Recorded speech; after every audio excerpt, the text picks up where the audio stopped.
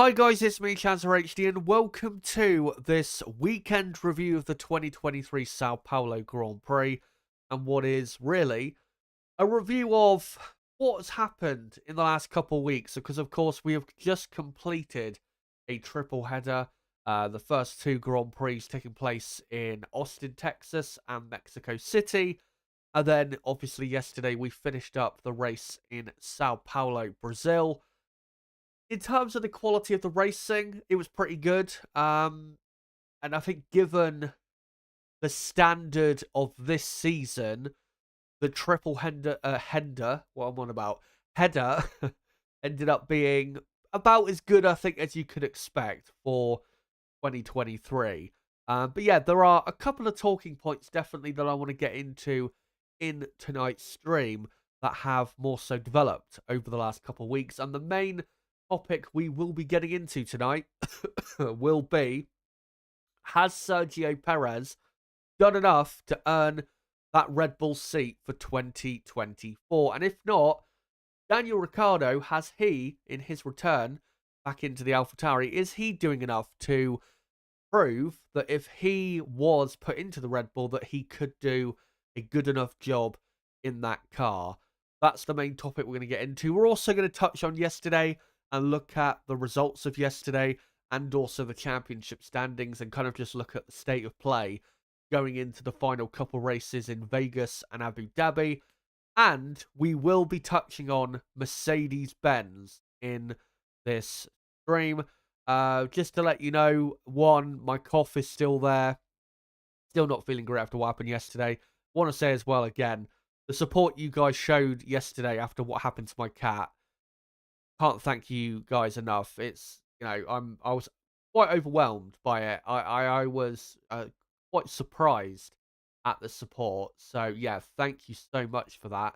And yeah, still not sounding great. Still got a bit of a cough. Still got quite a bit of a cold, but I'm sure it will clear in the next few days, hopefully. But yeah, this stream as well is not going to be super long, because the team I support, the football team I support, Chelsea, kick off in just under 1 hour's time. So I will be finishing this stream by about 8 p.m. UK time, which is in just under 1 hour from now. So what I want you guys to do, whether it's in the comments section or in the live chat, let me know what you think of the, when I go through the certain topics, what your thoughts are. Do you think Sergio Perez has done enough to deserve to stay at Red Bull for 2024? Should Daniel Ricciardo get the seat for 2024? With Mercedes, what were your thoughts as to how they performed yesterday and during the Sao Paulo Grand Prix weekend? And do you think that is a possible trend that will continue? I personally don't, for reasons I'll get into later. But let me know your thoughts as to how bad Mercedes were in Brazil. And in general, let me know your thoughts as to what you thought overall of the Sao Paulo Grand Prix weekend. And I do have a poll running at the top of the live chat. And the poll is me asking you guys, has Sergio Perez done enough to deserve the Red Bull seat for 2024? The options are yes, no, or not sure. Obviously, make sure to let me know in that poll your thoughts, along with, your thoughts in the chat or the comments section as well. But let's get into the results of the Sao Paulo Grand Prix, and we'll just look at the top 10. Of course, we had many retirements in Brazil. It was quite dramatic, the amount of retirements. We had 6 in total, of course. I know Leclerc didn't start, but he was technically well, not technically, but he was basically a retirement from the race. Albon and Magnussen were knocked out in the first corner, but after that we had quite poor reliability for the 2 Alfa Romeos and George Russell, and it was confirmed that Russell had a power unit issue, which is why he ended up retiring from the Grand Prix. But here is the final top 10 from the Sao Paulo Grand Prix. Max Verstappen winning by 8.2 seconds from Lando Norris, and in the end it was comfortable enough, but Norris and McLaren did a great job to keep Max and Red Bull honest, and it was a great weekend for McLaren, and they are ending the season so strongly, the McLaren team. Fernando Alonso third by 0.053 of a second. He takes the podium ahead of Sergio Perez. What a battle that was.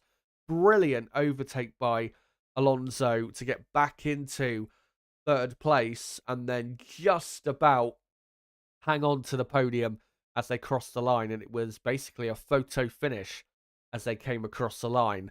So yeah, Perez fourth. Lance Stroll had a good race, finishing in fifth. And as you can see, only, I think, just under 7 seconds behind his teammates. So you've got to say, Stroll had a pretty good race. Couldn't really, I don't think you could really ask for any more from the Canadian. And he ended up nearly 10 seconds ahead of Carlos Sainz. Pierre Gasly had a brilliant race, finishing in P7, not too far away from the Ferrari. Lewis Hamilton, 8th place, and finishing over 1 minute behind Max Verstappen. Now, we have seen this season Mercedes be quite far behind Red Bull at the conclusion of a race. In Bahrain at the start of the year, it was, I think, 50 seconds. And I think, again, in some earlier parts of the season, it was 40, 45 seconds. But I think this has to be the first time they've ended up over a minute behind. And definitely their worst Grand Prix of the year.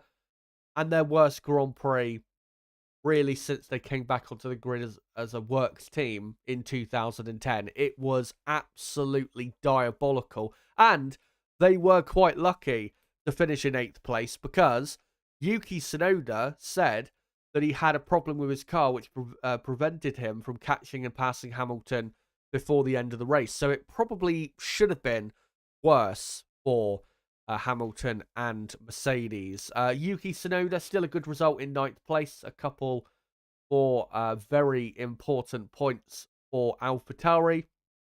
And Esteban Ocon, the highest placed driver to be lapped in P10. Good amount of points, though, for Alpine from the race. 7 points scored, which is quite a lot around what is basically a power track. So, yeah, brilliant Grand Prix event for Alpine. And let's now get into how that affects the championship standings. So on the driver's side, Max Verstappen, look how far clear he is. Nearly 300 points clear of second place. So dominant Verstappen has been this season. Sergio Perez second, and now 32 points clear of Lewis Hamilton. And it's going to take a miracle for Lewis Hamilton to finish second in the championship. And let's be honest, Hamilton's had a great season, but I do think from Mercedes' point of view, it would kind of paper over the cracks if Hamilton was to finish second in the championship, because even though he's had a great season, with how bad the car has been, for their standard, they don't deserve to be, really up there. And the only reason really they're still quite close is because of Lewis Hamilton having a great season, rather than the car being good enough to fight for second in the championship with the Red Bull. Fernando Alonso back up to 4th place and only, 28 points behind Hamilton. I'd be very surprised if Alonso did catch and pass Hamilton in the championship, but still not that far behind, despite the Aston Martin car being quite a bit slower in the second half of this season than the Mercedes has been. Lando Norris up to 5th ahead of Carlos Sainz and only 3 points behind Alonso. What a season Lando Norris has had. And if he keeps these performances up in the final couple races, I might end up ranking Lando as one of the top 3 drivers of the season. That's how good he has performed especially the second half of the season, but overall for the entire season. I think Lando has been so good in 2023. Carlos Sainz 6th. Didn't have a terrible race, did Carlos? I don't think really, given where he started, I don't think there was really much more he could have done. The Ferrari just wasn't very quick. Charles Leclerc 7th, of course, didn't score any points because of the DNS. George Russell 8th. No points scored for him. Neither for Oscar Piastri in 9th. And Lance Stroll is back into the top 10 of the championship. Only 1 point clear now of Pierre Gasly. I still think Gasly will finish 10th in the championship because I do get the feeling that with Aston Martin and Stroll, what we saw in Brazil was a bit more of a, not a fluke, but I don't think we'll be seeing that level of performance in the final couple races from the team. I'd be, very surprised by that if we did see that. But yeah, Stroll back into the top 10 of the championship.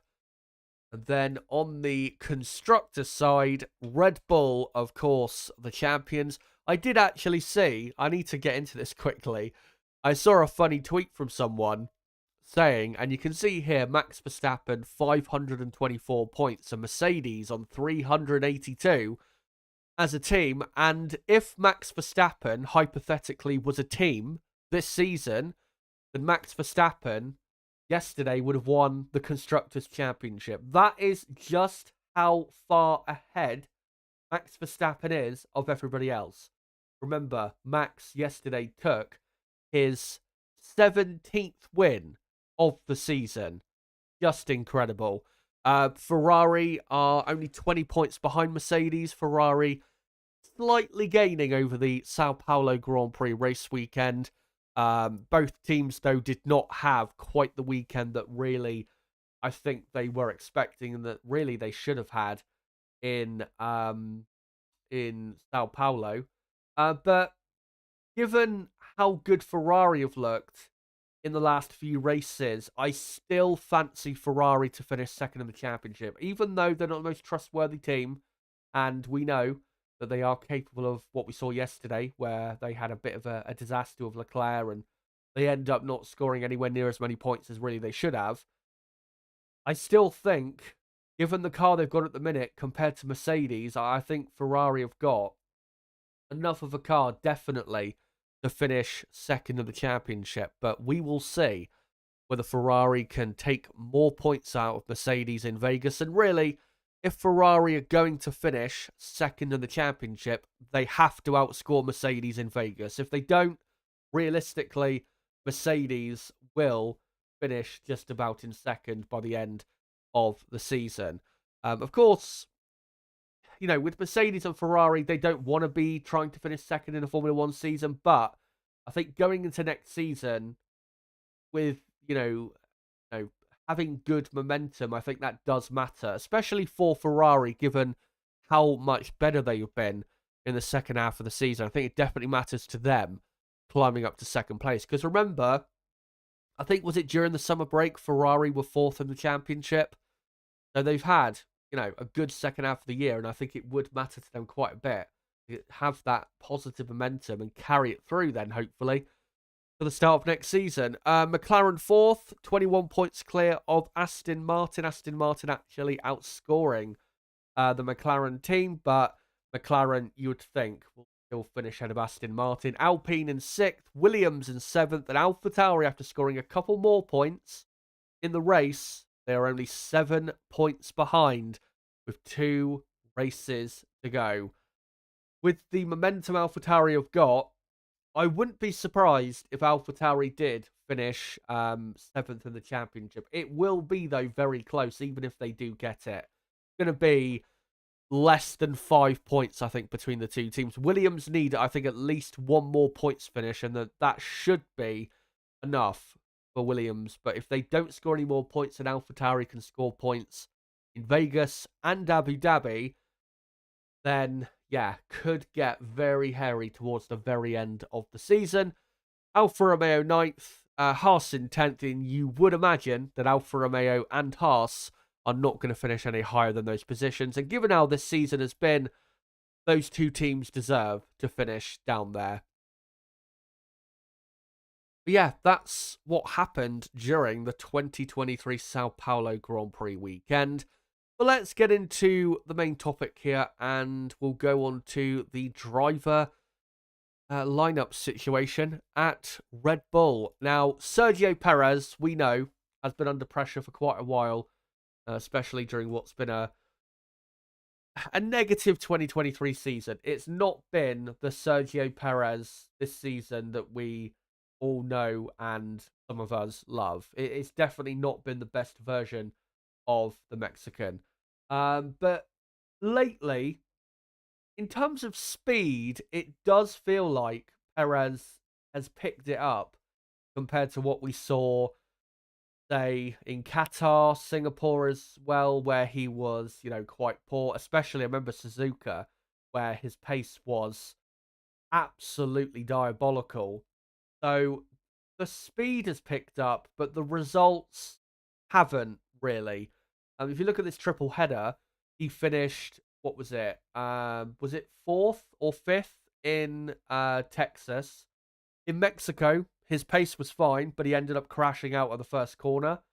And then in Brazil, his pace was okay, but I do get the feeling, even though Fernando Alonso put in such a great performance to finish in third, I still get the feeling that Perez could have done more to finish in third place.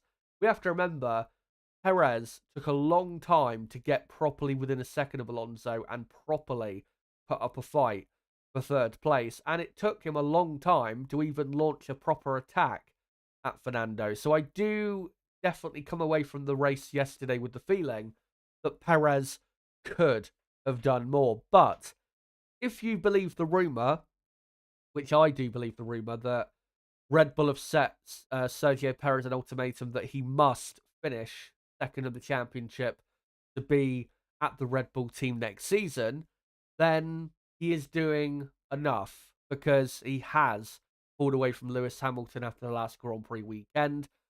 Yeah, it's not been the greatest triple header for Sergio Perez, but it now looks like he's going to finish second in the championship. Christian Horner, I have to say, isn't the most trustworthy in terms of what he says to the media and, believing what he does say, because he did come out and say a couple weeks ago during the US Grand Prix that there is no precondition for Sergio Perez, basically, that he must finish in the top two of the championship, basically meaning that there is no mandate for Perez to finish in a certain position. And whilst that is probably true, there is no, there's no written part of his contract that says he must finish in a certain position. I don't think that's necessarily what people have been talking about. I think the ultimatum given to Perez, which has been rumored, I think is more of a verbal one than an actual written one. And again, I would not be surprised whatsoever if it was true, and I do believe it is true. And remember, with Christian Horner, again, he is not the most trustworthy in terms of what he says. This is the same guy that said Pierre Gasly was not going to be dropped by Red Bull. About 3 or 4 days later, he was. And even with Alexander Albon in 2020, continued to back him all the way. And then, a few days after the last race in 2020, they announced Perez was replacing Albon in the car. So I do think that ultimatum is the truth. I do think that has happened, and Perez is doing enough, even though he's not doing it in the most prettiest of ways. He is doing enough, and the pace, again, it has picked up from Perez, which is, I think, the most important thing. Yeah, if you have an accident here or there, it's not great, but if the pace is there, then you can kind of accept it. What you can't accept, or you can't accept as much, is if you're having accidents and you don't have enough pace to really be deserving of that seat or performing at that level. But if we look at Daniel Ricciardo, obviously Ricciardo returned to the car at the beginning of the triple header that we've just completed in Texas. Ricciardo had an okay weekend. His race was massively compromised by damage he had, plus he was put on a one-stop strategy that completely failed. And then in Mexico, he produced one of the best race weekends he's had in the last couple years. He qualified in 4th place and finished 7th. And if there was only one more lap, Ricciardo would have passed George Russell, on track to score a couple more points. His pace was genuinely great. The AlphaTauri, was quick, but Ricciardo had to deliver. in qualifying and the race to get the result that the team needed, and he absolutely did that and delivered really the most he could out of that car that particular weekend. Then this weekend just gone in Brazil wasn't the greatest weekend. Qualifying was not good for both drivers.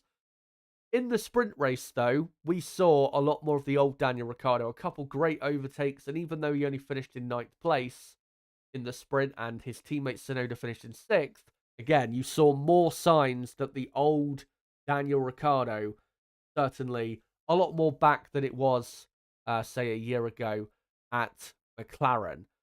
In the race, unfortunately, Ricciardo had damage and then had to do the race a lap down on everybody. So that's why Ricciardo only ended up 13th. It is said, though, I've not confirmed this by looking at the data, but I have heard I think, is it a couple F1 journalists saying that Ricciardo, don't know exactly when, but during a stint in the race, Ricciardo in clean air was lapping quick enough to be in the top 5 out on track. So the pace absolutely was there. It's just with the way things happened, he was unlucky. Was Daniel Ricciardo, but I think with Daniel, he's a lot more back to the Ricciardo we know, but he's not quite there yet. But unfortunately, as well, because he missed those races because of the fractured bone in his hand, we don't have quite enough races to truly know consistently in the second half of this season whether Ricciardo is, a lot more like the driver we, saw 3 or 4 years ago at Renault or even during his Red Bull days. But let's quickly just hear from Christian Horner, who talked about Ricciardo in Mexico and had some interesting things to say. So let me just read out what Christian had to say. He said, quote, "It was great to see Daniel performing so well and fully endorse the reason why we brought him back into AlphaTauri just prior to the summer break. He said, I thought he was outstanding this weekend. The weekend he's talking about, obviously, was the Mexican one. Fighting a Mercedes and an AlphaTauri, exactly." And he goes on to say, had it not been for the red flag, he would have probably finished yet further up. The red flag he's talking about was the one midway through the Mexico City Grand Prix. And yeah, maybe he's right. Maybe he would have finished a bit further up had it not been for that red flag. He goes on to say, though, so a great performance from him, and he certainly looked like the Daniel of old this weekend. You can see he's relaxed, he's confident, and I thought this weekend he came into the weekend fully motivated after a tricky Austin, coming back from injury, and I thought he did, I'm not quite sure why it says did again. I thought he did a great job this weekend. So it sounds to me like Christian Horner believes that, maybe not quite that Daniel Ricciardo is fully 100% back to his very best, but that he is certainly very happy with Ricciardo's performance in Mexico and current level of performance. And as well, Daniel Ricciardo is very happy. That's the most important thing with his level of performance. Ricciardo did come out and say after the, I think during the Mexico City Grand Prix, he came out and said that he feels like he's back to his best and feels like, he's back to that great feeling in the car that he used to have. And he actually has confidence in the car that he drives. And that, again, is the most important thing. So, yeah. Daniel Ricciardo, is he, right now, good enough to replace Sergio Perez and do a better job than Perez in that second Red Bull? It certainly is a debate. I don't think we quite have enough evidence yet to suggest that Ricciardo definitely would do a better job because, again, he had a great weekend in Mexico, but that is just one great weekend. Again, if he had not had that injury, maybe he would have had 2 or 3 other great weekends that would really support his case for being, a Red Bull driver next season. But ultimately, and I know there's still 2 races to go, so maybe Ricciardo can, put in another great weekend, and maybe Perez will, absolutely fall off with his performance again. We don't know. But with a couple races to go, Sergio Perez second in the championship and 32 points clear of Ricciardo, or not Ricciardo, of Lewis Hamilton. I think at the moment, Sergio Perez, I think he's done enough to secure the Red Bull seat for 2024. Now, whether Perez maintains that seat for the entire of 2024 is another question. We'll have to see next season. But I think looking at how Perez has done as of late and where he is in the championship and how Ricciardo has done on his return, I think Red Bull are going to stick with Sergio Perez, and I think just about he has done enough to maintain that seat. But let me know in the comment section on the live chat, guys. Do you think Perez has done enough to keep that seat or not? Make sure, to let me know, and I'll get onto your comments in a moment. Just wanted to say quickly, before I do get onto your comments, make sure to, if you are new to the channel, to subscribe for more content like this, because we do, of course, plenty of F1 content, keeping you bang up to date with everything going on in Formula 1 with, qualifying watch-alongs, race watch-alongs, practice watch-alongs sometimes, weekend previews, weekend reviews, other streams and videos as well. And here is a quick heads up as to the next 2 live streams on the channel. So, the next live stream after tonight will be in 10 days' time on Thursday, the 16th of November, where I'll be doing the weekend preview for the inaugural 2023 Las Vegas Grand Prix. And then, a few hours after that stream finishes, I will be live for the Practice 1 watch-along for the Las Vegas Grand Prix on Friday, the 17th of November, live from 4:15 a.m. UK time until 5:45 a.m. And then I'll be doing a Practice 2 watch-along a few hours after that. And then on the Saturday morning, doing a Practice 3 and qualifying watch-along. And then, obviously, the race watch-along on Sunday, where I will be joined by my co-commentator, Niblo, as well. So, yeah, I will be doing a watch-along for every session in Vegas. So make sure to join me for that. And for everybody watching right now, make sure to smash that like button. Only 12 likes at the minute. Let's try and get up to 20 plus likes if we can in the next 10 to 15 minutes or so. But I'm just going to read out a few comments from you guys. Then I want to touch on Mercedes-Benz and what happened to them yesterday. Hello to Ronan, by the way. Hello to all of you. Hopefully you are all good. Vinster says, finished the season P2 and he's good to go. They were probably doing some testing on his car all year and did what he could with what he had to work with. I don't think that was the case. I don't think they were doing, testing with his car. But, yeah, definitely with the way they developed the car, it didn't quite suit Sergio Perez as much once they started to develop the car around the Spanish Grand Prix, which was early June of this year. And this is the thing. I'm not saying they deliberately developed the car away from Perez, because ultimately we don't know. But even if they did, are they wrong for that? I mean, Max Verstappen is the better driver, so why would they develop the car more so to the needs of the driver who is the second best driver at the team? Laurie Rastogi says, well, he's lucky to be second in the championship because Red Bull is dominant. If Perez delivers well for the rest of the season, yes, but at the moment, I'm not sure. Bravamore says, I think we need to wait until the end of the year. Might have a slightly better idea after the next 2 races to see where both Dan and Sergio are at. Brabham saying, Dan's race yesterday, when you look at the times, were impressive, though. Yeah. From what I heard, the lap times were very good. Tsunoda's lap times, though, before the end, where he had some sort of problem, his lap times were very good. And AlphaTauri having another really strong race weekend.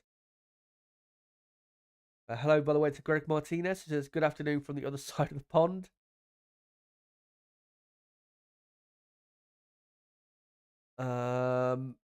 Sergara asking a good question. asking, who do you guys think will be happier with their season, Mercedes or Ferrari? I think if it finishes the way it does, I think you'd have to say Mercedes because one, Ferrari have won a race this season. Plus, Ferrari have taken pole position a few times this, so it's not like Ferrari have been, regularly on the third row of the grid or anything this year. Mercedes have really somehow, clobbered the points together to get up to second place, and they've been there for quite a while. So yeah, I think with um I think with Mercedes, I think they'd have to be the happier team. Brother Moss says the only thing saving Merck and Ferrari from being beaten by McLaren was the head start they were given. True.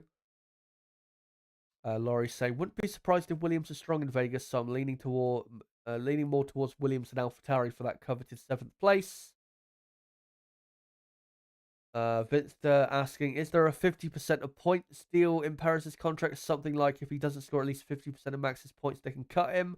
I don't know about that, so I can't say.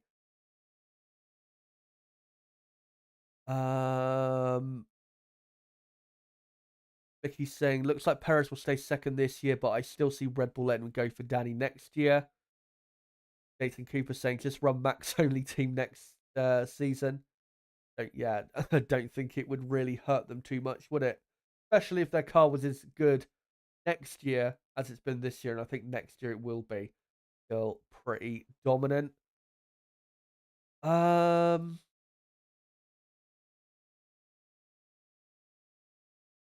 me see if I can find other comments here. Mickey saying, I feel that if Red Bull are sure they're going to let Perez go after 2025, they may as well put someone else in next year. Yeah, we'll see about that. I wouldn't be surprised though if Perez does drive for Red Bull next year. I would not be surprised if next year is Perez's last year in what do you call it, at the Red Bull team. I wouldn't say last year in Formula One. I think he still has a bit to give. I think with Perez, I think Perez has probably got 2 to 3 years left of performing in a good enough level. And I think once you start getting to say 2027, 2028, I think that's probably when you'll see Sergio Perez dramatically drop off. I still think he's easily good enough to be a Formula One driver, even though he's not had a great season. Perez is what, 33, so yeah, give it another 2 or 3 years, and I reckon Perez will probably be at the point of being not good enough to be on the grid anymore. But yeah, I think last year, not last year, I think next year being his last year at Red Bull would not be surprising whatsoever. Um, uh, well, a lot of people talking about Valtteri Bottas in the chat for some reason. Not quite sure why, but anyway, let's move on from this topic, and I want to quickly touch on the, well, not silver arrows, the shitter arrows. Mercedes. What a terrible Grand Prix weekend. And ultimately, the issues were a lack of drag, or not a lack of drag, too much drag on the car, and they were so slow down the straights. We saw in the speed trap from the sprint qualifying on Saturday when they were still locked in to the setup they had after practice one. They had the slowest straight line speed, and you even saw in the race yesterday, easily overtaken by the Aston Martins. I mean, Alonso overtook Hamilton, I wouldn't say easily into turn four, but it was quite easy for Alonso to get alongside Hamilton with no DRS into turn four. And then, yeah, the Alpine and the AlphaTauri overtaking like the Mercedes is nothing, really. So, yeah, the straight line speed was terrible, but also they were absolutely killing their tyres. And the reason that is is because they had just not anywhere near enough grip in the middle sector, and the car just wasn't really, nailed into the track. It was all over the place. I think Toto Wolff even said after yesterday's race that their car was driving on 3 wheels instead of 4.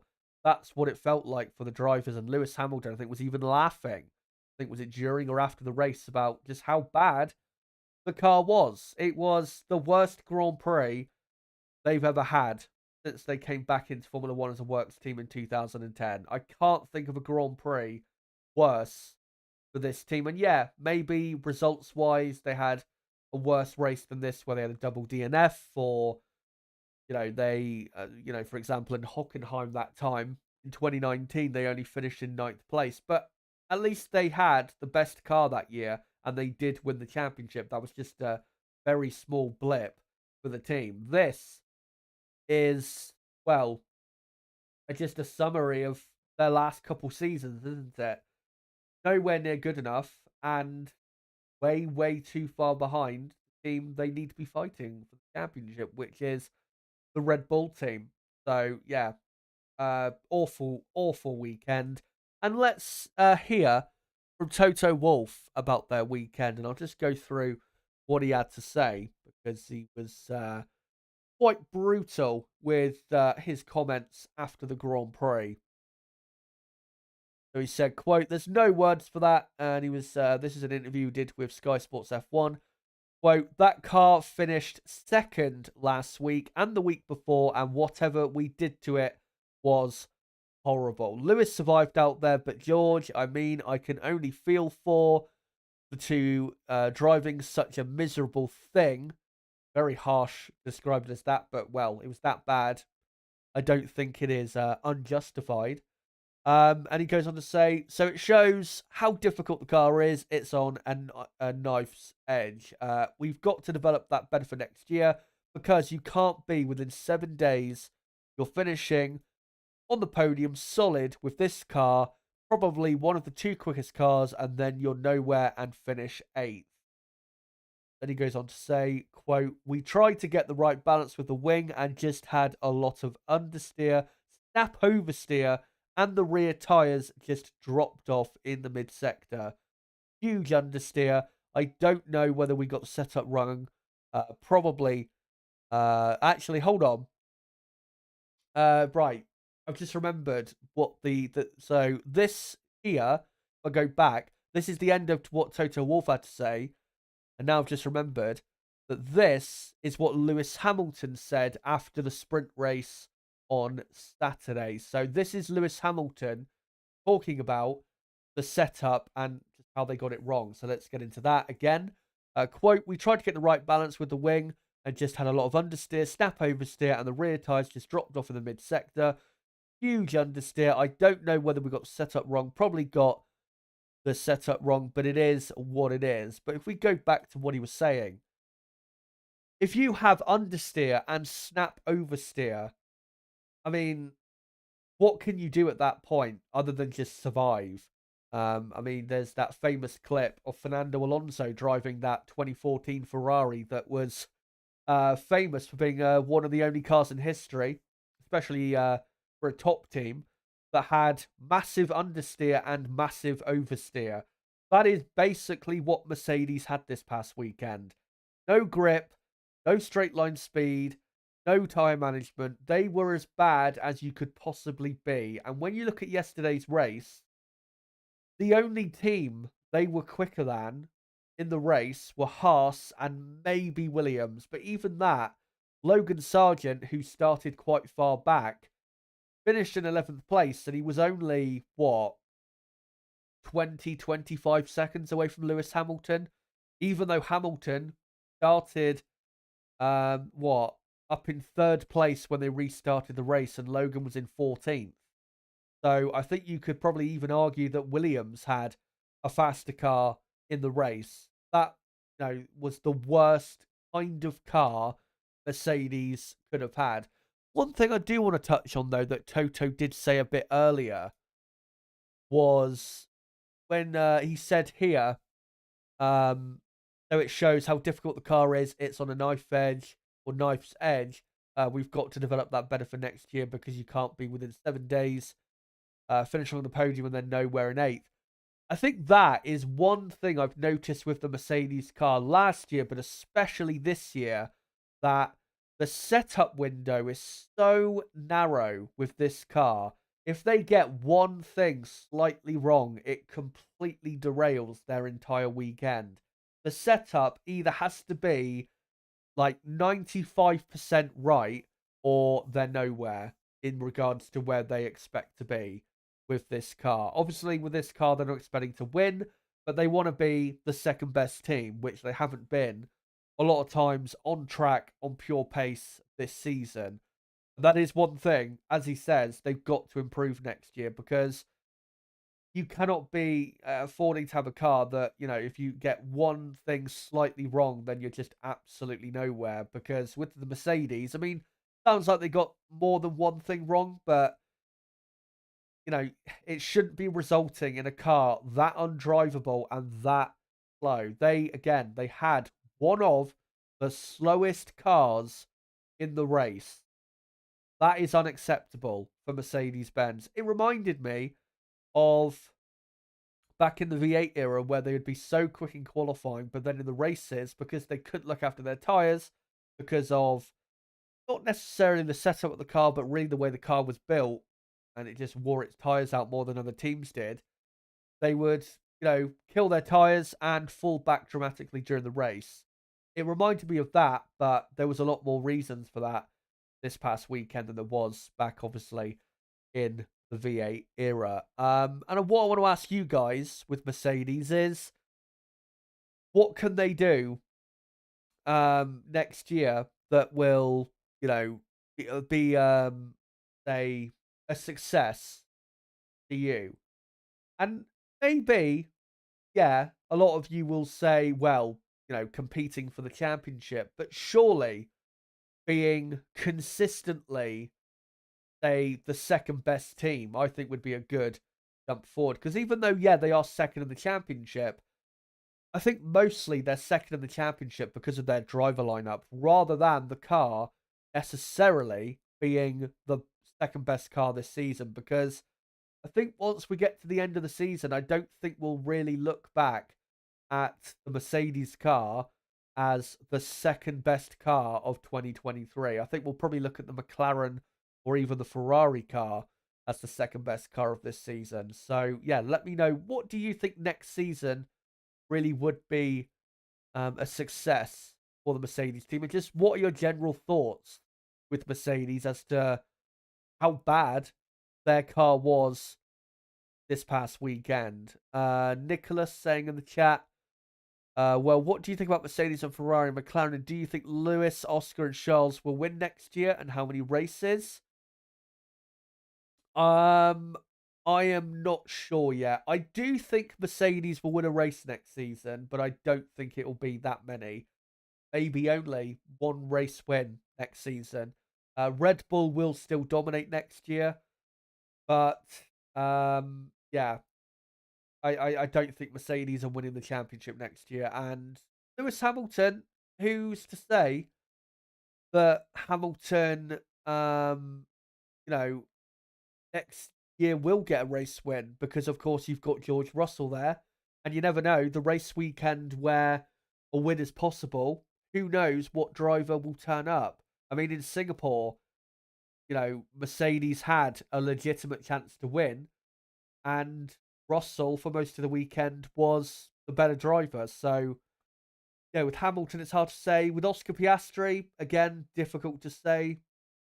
And yeah, I could see Charles Leclerc winning a race next season, but yeah, I haven't really given 2024 enough thought yet. But I will be, just to kind of do a bit of a spoiler here. I will be a couple weeks after the final race of the season doing a stream where I'll be getting into my early 2024 predictions. And that stream, yeah, should be on the second Sunday of December, which I think is the 10th of December. And that's another thing, actually, I wanted to get into. was, and I did announce this a couple days ago on stream, I will be probably in a few days' time on my community tab, and I will also post it in the Discord server. I will be posting a what do you call it? A content update, let's say, letting you guys know what my plans are for content for the winter break. And what I'm going to do is list the amount of live streams I'm going to be doing and the amount of recorded videos. And for certain live streams, I will be giving you specific dates for when those streams will be taking place. So yeah, that post should come out probably on Friday or something like that. And then yeah, we've only got what 3 weeks until the end of the season, so we're not that far away from kicking off the winter break content. But there is plenty of winter break content that I do have that I will be posting, obviously here on the channel, and I'm also going to be setting some other things up over the winter as well, and hopefully updating some things going into next year. But I think what I'm going to do is I am going to post, not post, I'm going to read a couple more comments out and then come to the end of the stream because, yeah, I've got through pretty much everything I wanted to, plus I don't sound that well, to be honest.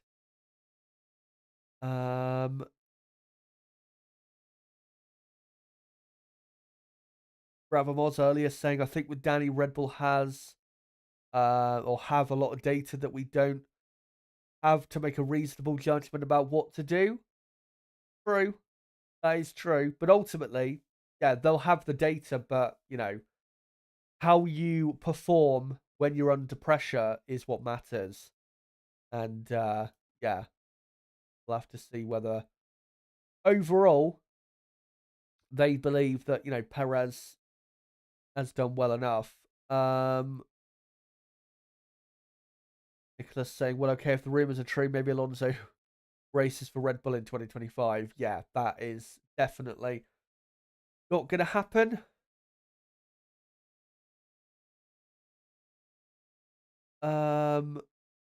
Laurie's saying, get better soon, Chaz. Saying, hope you're all good, mate. Yeah.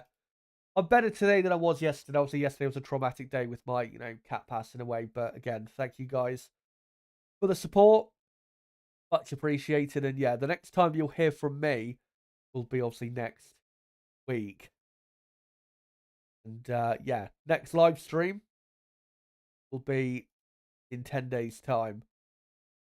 But I think, yeah, I'm going to finish up this poll in the chat where I asked you guys, has Sergio Perez done enough to deserve the Red Bull?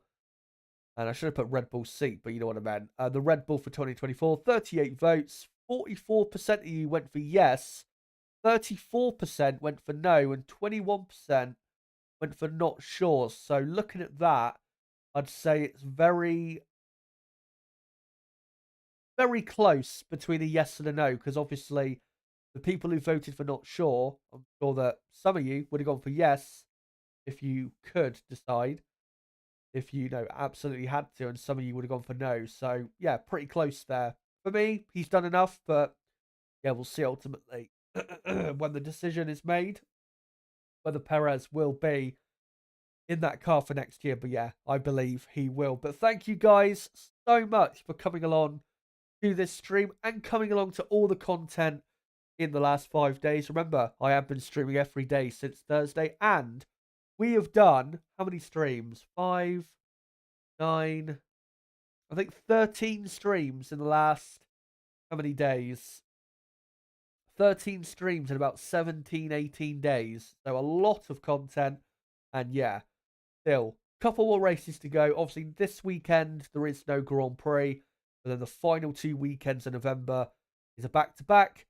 And the final 2 races of the season. And again, here is the next 2 live streams on the channel. I'll be back next Thursday on the 16th of November, live at 8 p.m. UK time for the weekend preview for the first ever Las Vegas Grand Prix. And then a few hours after that, I'll be live for practice 1 to watch along that with you guys on the early hours of Friday morning, Friday the 17th of November, live from 4:15 a.m. UK time until 5:45 a.m. in the UK. And then, of course, later that day, I'll be live for practice 2. Then on Saturday morning, live for practice 3 and qualifying, and then live on Sunday morning for the race. There won't be a weekend review for Las Vegas because, obviously, a day after will be, not a day after, the week after will be the final race of the season. So, yeah, this is, technically speaking, the last weekend review of the season. So, yeah, there you go. So, if you are new to the channel, make sure to subscribe for more content like this. Bottom right of the screen, you can do it right there. Make sure to hit the notifications bell as well, so you're notified as to when I go live, upload videos, do content updates on my community tab, and all of that stuff as well. Make sure to smash the like button before you go if you haven't already. Let's try and get as many likes as we can. Of course, does help show me that you guys enjoy the content. Plus, helps my channel and the algorithm. And to keep up to date with the channel, you can also follow me on Twitter or X. ChazzaHD it is over there. And also, we have the Discord server link below in the description for that server, where you guys could join that and get some, great notifications for videos, streams, and content updates. But guys, thank you for coming along to the Sao Paulo Grand Prix weekend.